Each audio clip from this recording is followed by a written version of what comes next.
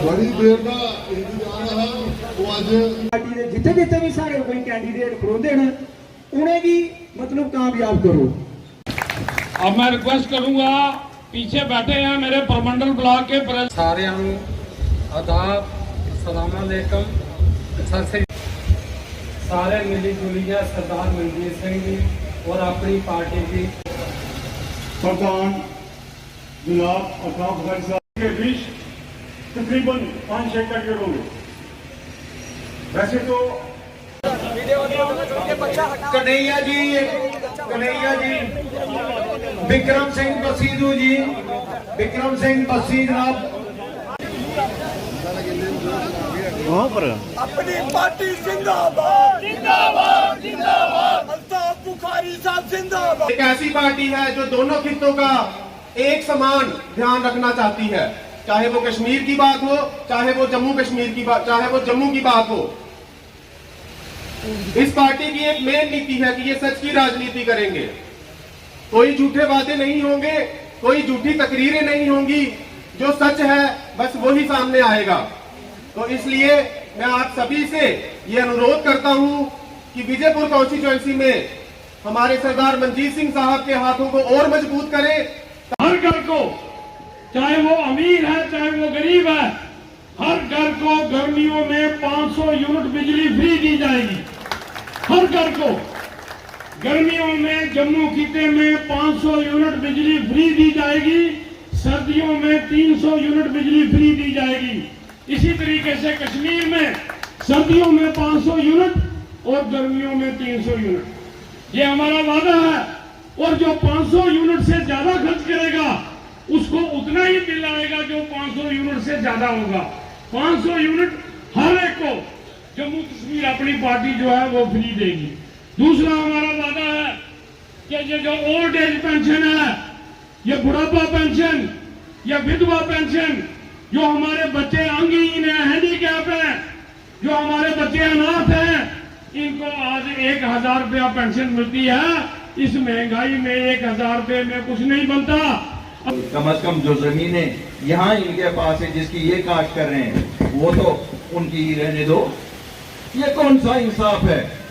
आज 75 साल बाद भी पानी नहीं और कहते हैं अच्छे दिन है, हर घर में पानी देंगे।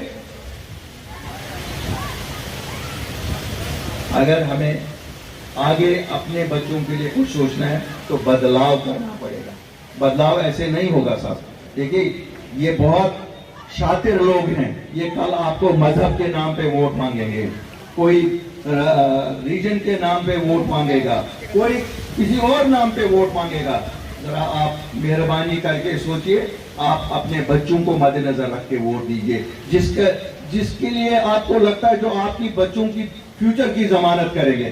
जमानत तो अल्लाह देने वाला होता है, इंसान कभी नहीं। लेकिन हमें सही डायरेक्शन में तो कदम उठाने पड़ेंगे। कोई बाहर से तो नहीं आएगा ना हमारे बच्चों के लिए सोचने के लिए, हमें सोचना पड़ेगा। और आप में वो ताकत भी है और हिम्मत भी है कि जब आप उठ जाओगे, ये जो ड्रामाबाजी और नाराबाजी करते हैं, जुमलाबाजी जो करते हैं, ये कहीं खड़े नहीं दिखेंगे।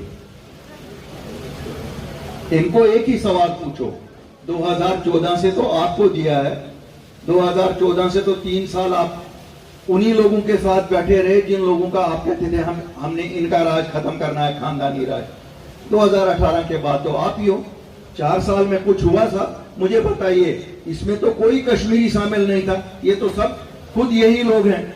आप बताइए यहाँ आपकी क्या डेवलपमेंट हुई? ये तो बहुत कुछ कहते हैं।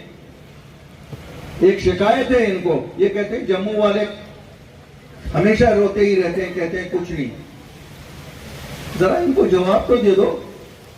मैं यहाँ आप लोगों से इसलिए भी ज्यादा बात करना चाहता हूँ, रोज बात हो रही है 70,000 करोड़ इंडस्ट्रियल इन्वेस्टमेंट आ गई।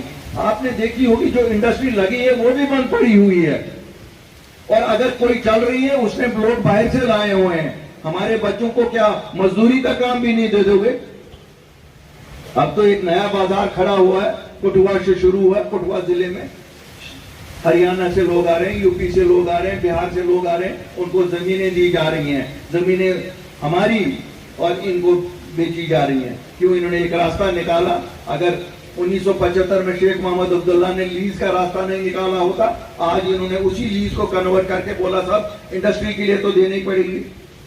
ये तो ऊपर वाले का शुक्र है। हम लोग कैसे लड़े, 95% जमीनें कैसे बचाई हैं कि नहीं साहब एग्रीकल्चर लैंड नहीं बेच सकता है कोई।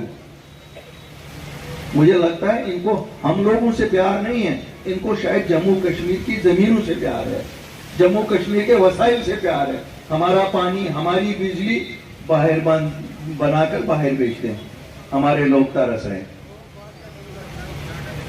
और हमें क्या कहा जाता है, साहब अब हमने फैसला कर लिया है, जो सूद इन पे चढ़ा हुआ है बकाया बिजली फीस पे, वो माफ करेंगे। भैया आप कौन सा सूद दे रहे हो किसी को?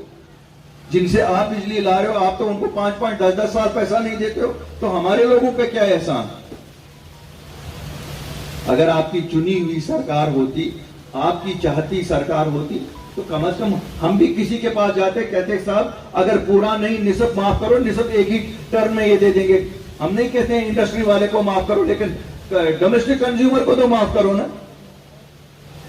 3 साल तो ये भी कोविड में घर में रहा। इसलिए मेरे भाइयों, सोच समझ के वोट देना पड़ेगा। जब तक ना आप बदलाव करोगे कुछ नहीं बदलेगा।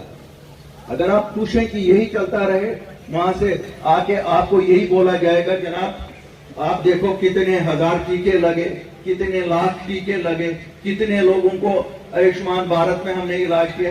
भाई सुख चाहो, लोगों को सेहतयाब रहने की दुआ करो। ये तो इंश्योरेंस कंपनियों का काम है। आपने आयुष्मान भारत दिया, आप तो ये देखिए आप प्रीमियम कितना दे रहे हो उन इंश्योरेंस कंपनियों को। हमारे लोगों ने तो ठीक है, मुझे कल कोई, मैं कहीं प्रोग्राम में गया, वहां आंकड़े गिनवा रहे थे, बीजेपी वाले आंकड़े गिन रहे थे कि 4 लाख लोगों ने आयुष्मान भारत का फायदा उठाया। अब ये बिल्कुल सही बात है, इंश्योरेंस मिला। ये भी अच्छी बात है कि यहाँ जम्मू कश्मीर के सभी लोगों को 5 लाख रुपए तक का इंश्योरेंस है आयुष्मान भारत में। लेकिन साहब ये भी बताए ना, जम्मू कश्मीर की बिजली कितने हिंदुस्तान में कितने करोड़ लोगों को आप दे रहे हैं, ये भी हिसाब करो ना। ये जब आप गिनती करते हो 4,40,000 लोगों ने आयुष्मान भारत का फायदा उठाया, ये भी तो दूसरा कहो। आज ये भी गिनवाया जा रहा है शौचालय कितने बनाए गए। शर्म करो। 75 साल बाद अब हमें जम्मू कश्मीर में ये गिनवाने के लिए आए हो कि शौचालय कितने बने। आप तो कहते हो हम 5वीं दुनिया के सबसे 5वें नंबर पे आ गए हैं तरक्की में। अब अंग्रेजों को भी पीछे छोड़ दिया, तो शौचालय गिन रहे हो। अगर गिनना है गिनो, अल्ताफ बुखारी से सुनो। 23,000 स्कूल है तुम्हारे सरकारी सेक्टर में, 19,500 की तो न शौचालय है, न बिजली है, न पानी है। और अगर सुनना है तो सुनो, आपके पीएचसी 90% पीएचसी में डॉक्टर नहीं है, टेक्नीशियंस की तो बात ही नहीं है। ये आप हमें कहते हो यही तरक्की है, यही अच्छे दिन है हमारे।